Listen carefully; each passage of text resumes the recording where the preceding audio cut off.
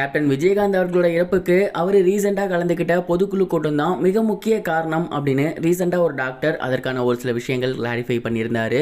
அவர் என்ன சொல்லியிருந்தாரு அப்படின்னா, விஜயகாந்த் அவர்களுக்கு ஏற்கனவே நுரையீரல் தொற்று இருந்திருக்கு, அதற்காக வெண்டிலேட்டர்லாம் கூட அவர் இருந்திருக்காரு. ஆல்ரெடி அவர் வீக்கான ஒரு பர்சன் தான். இதெல்லாம் தாண்டி ஏஜ் ஃபேக்டர் ஒன்று இருக்குது. அவருக்கு ஏஜ் அப்படிங்கிறது கிட்டத்தட்ட 70க்கு மேலே ஆகுது. அப்போ அவர் மறுபடியும் ஒரு ரிஸ்க் எடுத்திருக்கவே கூடாது. உதாரணத்துக்கு அந்த பொதுக்குழு கூட்டத்தில் ஒரு 1000 பேர் இருக்காங்க அப்படின்னா, அந்த 1000 பேர் இருக்க இடத்துல இன்ஃபெக்ஷன் அப்படிங்கிறது ரொம்ப ஈஸியாகவே பரவக்கூடியதாக தான் இருக்கும். மேலும் இவருக்கு ஏற்கனவே உடல்நிலை சரியில்லாமல் இருந்திருக்காரு. அங்கே வந்திருந்தவங்களில் யாருக்கும் உடல்நிலை சரியில்லாமல் இருந்திருந்தாலோ இல்லை அவங்க தும்முனாலோ 1000 பேர் இருக்கக்கூடிய இடத்துல அந்த இடம் எப்படி இருக்கும் அப்படிங்கிறது நமக்கே தெரியும். ஸோ ரொம்பவே ஈஸியாக அதை இவரை அஃபெக்ட் பண்ணிடும். அதிலும் குறிப்பாக கேப்டன் அவர்களுக்கு நுரையீரல் அலர்ஜி இருந்திருக்கு. அதற்கு சிகிச்சை எடுத்துட்டு தான் வந்திருக்காரு.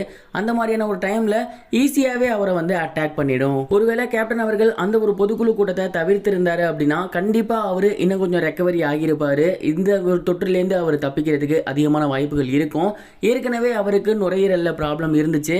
அதோட சேர்த்து கொரோனா வரும்போது அவருக்கு மூச்சு விடுறதுல மிகப்பெரிய ஒரு சிரமம் இருந்துச்சு. பொதுவாக கொரோனா தொண்டையோட நின்றிருந்தா பரவாயில்ல, அவரோட கெட்ட நேரம் உள்ள லங்ஸ் வரைக்குமே போயிருச்சு. நிறைய தண்ணி ஆரம்பிச்சிருச்சு. அதனாலே அவர் ரொம்ப சஃபகேட் பண்ணியிருந்தாரு. இந்த மாதிரியான ரீசன்ஸ் தான் கேப்டன் அவர்களோட இறப்புக்கு மிக முக்கிய காரணமாக இருந்துச்சு.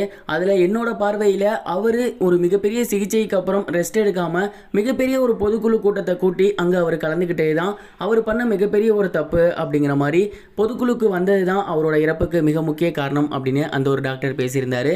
இந்த ஒரு வீடியோ பயங்கர வைரலாக போய்கிட்டு இருக்கு. இந்த டாக்டர் சொல்றதும் ஒரு வகையில் நியாயமாக தான் படுது. ஒரு மிகப்பெரிய ஆபரேஷனுக்கு அப்புறம் அவர் ரெஸ்ட் எடுத்திருக்கணும்.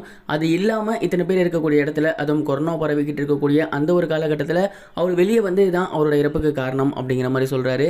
நீங்க இதை பத்தி என்ன நினைக்கிறீங்க? உங்களோட தாட் என்ன? அதை கமெண்ட் பாக்ஸ்ல ஷேர் பண்ணுங்க.